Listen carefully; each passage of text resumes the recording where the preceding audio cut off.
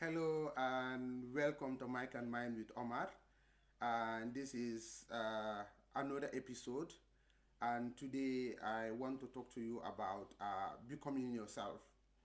Um, to choose this topic, I had to reflect on two important things. First was somewhere 2016, 2017. I was part of passionate young students at the University of the Gambia, where we had a leadership training.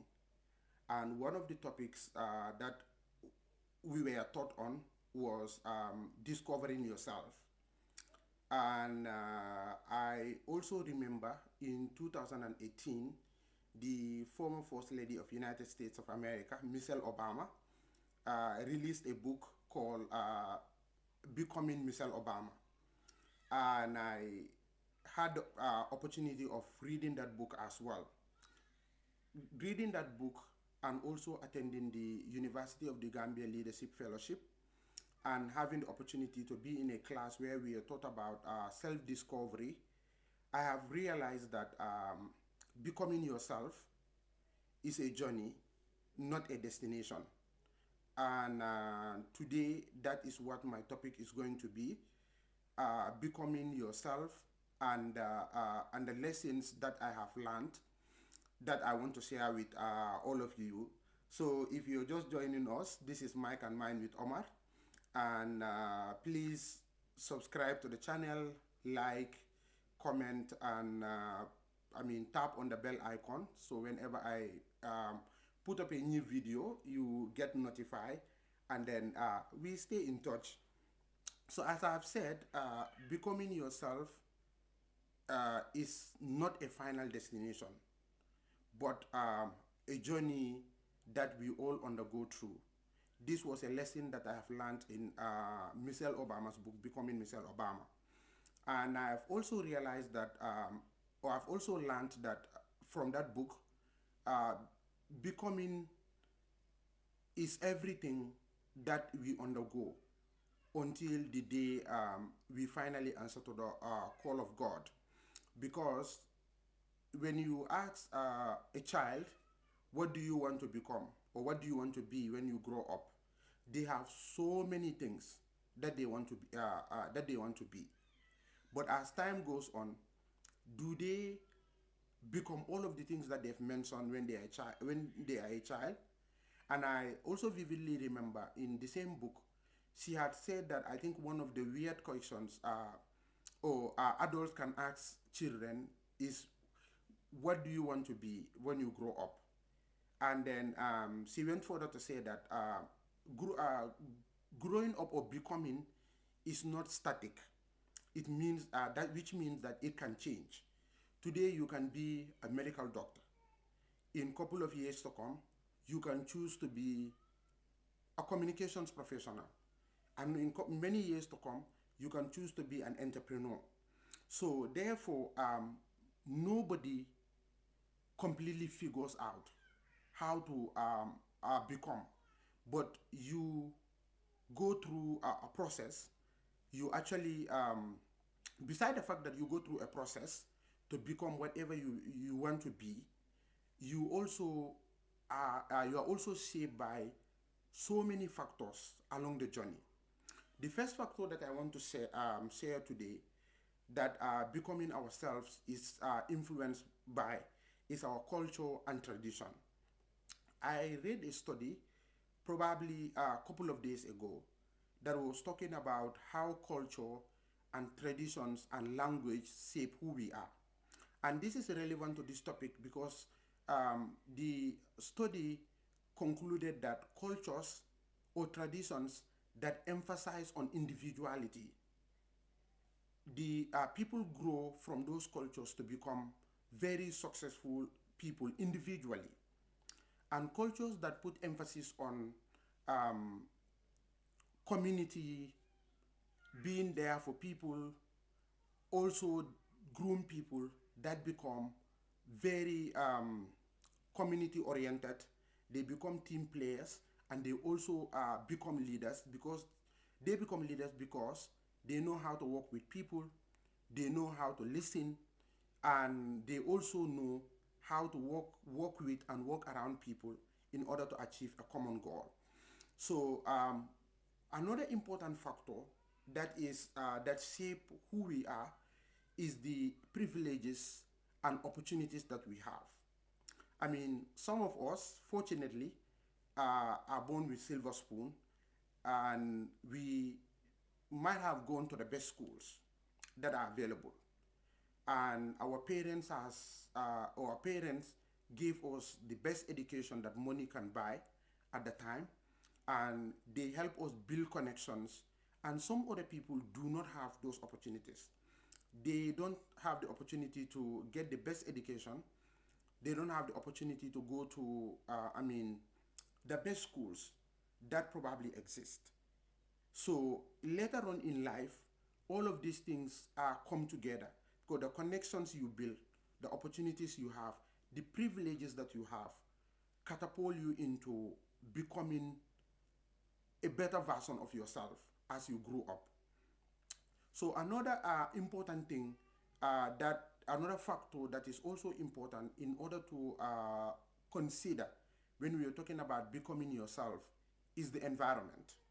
Many studies have shown that people become products of their environment. And this is important because the kind of environment you grew up in has a huge influence to the kind of person that you become. Let's picture this. If you grew up in an environment where everybody goes to work, or people are entrepreneurs, everybody is decent, they work hard in order to achieve their goals, they work hard to provide a better life for themselves and their families, you have a high chance of being like those people because you've seen an example of what being successful looks like. You've seen an example of when I do A, B, and C, I am going to look like these people. And when you also grow up in an environment that is crime infested, and an environment that has little or no opportunities, or an environment that is war, that is being infested by wars or disasters and so many things, there is a tendency that you will not achieve as much as your counterparts that grew up in other environments that provided all of the opportunities that exist. So therefore, becoming yourself is shaped by so many factors. So when people, that's why often I personally find it really difficult when people ask me to introduce myself. And I bet this is not just me. It's so many people that struggle with this question because we begin to think about what part of me should I share? Because nobody is a single thing and nobody becomes one thing during the course of your life. We change and we become so many things. And the difficulty with that question is what do I say to this individual that fully describe who I am? And personally for me, at some point, I was a student leader. At some point, professionally, I became a nurse. I co-founded an NGO, became an executive director, and at some point became a public relations officer. I became an entrepreneur, a father, a husband, and many other things. So asking me to introduce myself, I begin to think about, am I talking about my accomplishments? Am I talking about my values? Or am I talking about my social standing? And I think that this is the same thing that so many people battle with. Therefore, becoming yourself or becoming means that you are going through a journey that everybody goes through. You become one thing at this point and you become another in another point. So it is not a static process. It is a process that evolves from one stage to the other. So now let me talk about the important lessons that I drew from the book that I read, as I stated earlier, Becoming Michelle Obama, and also the leadership lessons that I took at the University of the Gambia. The first lesson I want to share today is knowing who you are. Knowing who you are is difficult. It's difficult in the sense that we live in a world where people project a lot of who they are onto you. So trying to figure out who you are is difficult because you tend to accept what people say you are, what society says you are, or maybe professionally what a profession say you are supposed to be. So knowing who you are becomes a critical component of becoming yourself. So what values do you hold? At least for some, honesty is important to them. I mean, being truthful is important, being educated is important, and being a good human being is important to them. And for some people, it's about being successful, it's about making a lot of money, it's also about manipulating anybody that you meet, as long as it gives you something that you're looking for. So knowing your values and understanding how these values help you achieve whatever you want to achieve for yourself, I think is the first step in becoming yourself. And this is also something that was shared in the book that I stated earlier. But also understanding what strengths do you have and what matters to you. At least I know that we live in a world where diversity sells.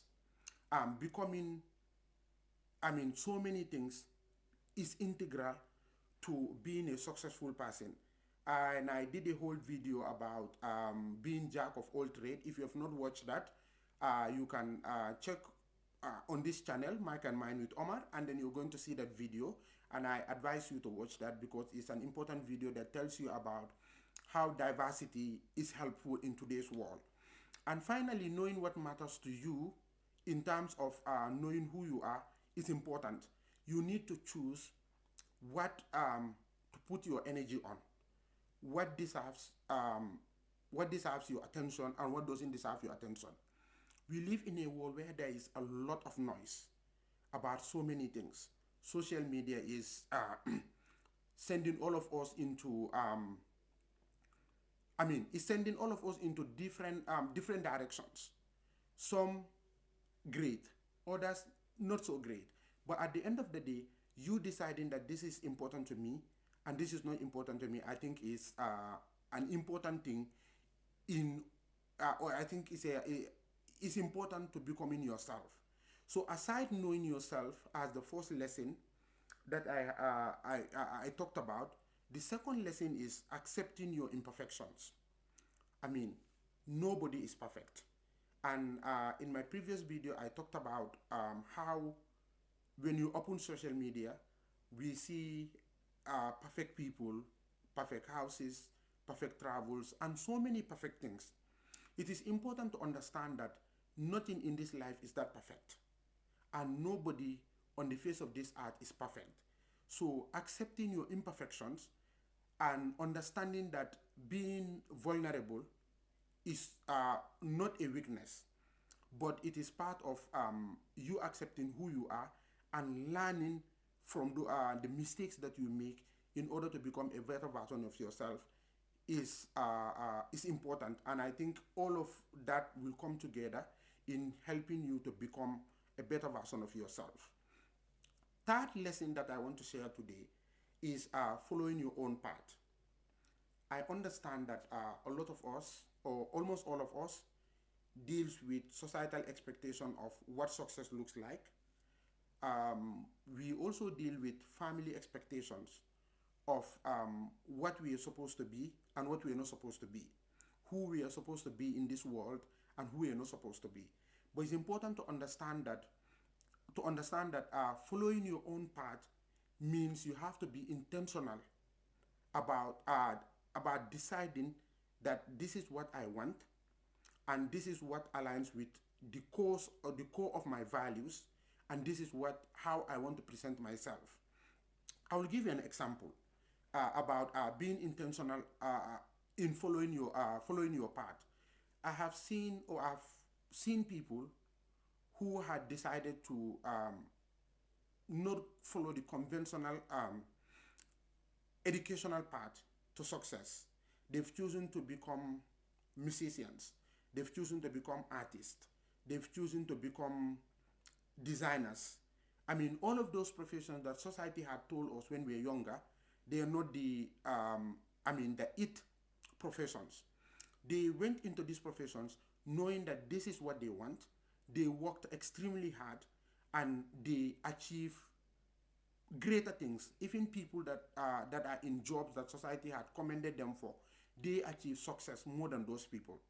So therefore, understanding what your path is and following your path only takes you to a direction that leads you to success, that leads you to becoming a better version of yourself, and that also leads you to a journey that is fulfilling, a journey that is worth living, but also a journey that is impactful. And the final lesson that I want to share with you today is that you need to keep evolving. Keep becoming yourself means that there are things that you are going to unlearn.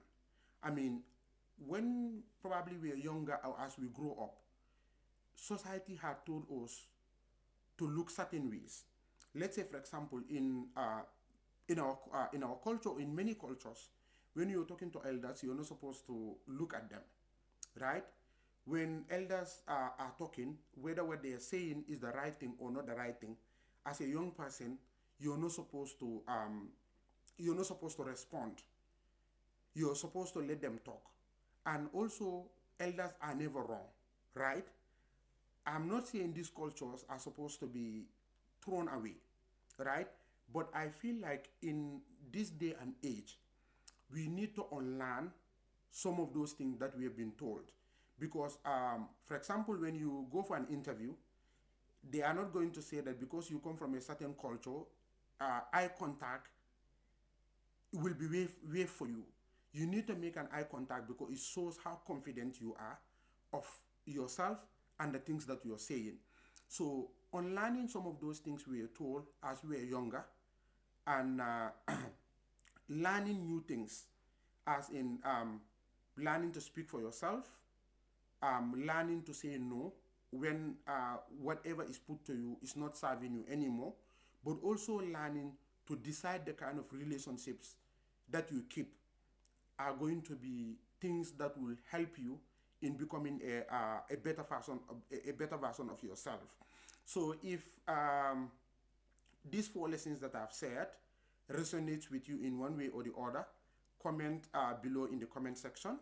Like this video, obviously share with friends and family, and let's come together to build a community that will always show up for each other, a community that understands that we can't do this life alone. We need to have people that are going to be that we are going to lean on, also people that are going to lean on us as well. So before I go away, I want to leave you with this quotation that I obviously got from, I can't remember the source because it's been many years, but it's still very important to me. It says that becoming yourself is a continuous act of awareness, acceptance, courage, and evolution. So becoming yourself, as Michelle Obama rightly put, it is not a destination, but a journey. And thank you very much. It has been Mike and Mine with Omar. And until I come on your way again, and have a wonderful day. Bye.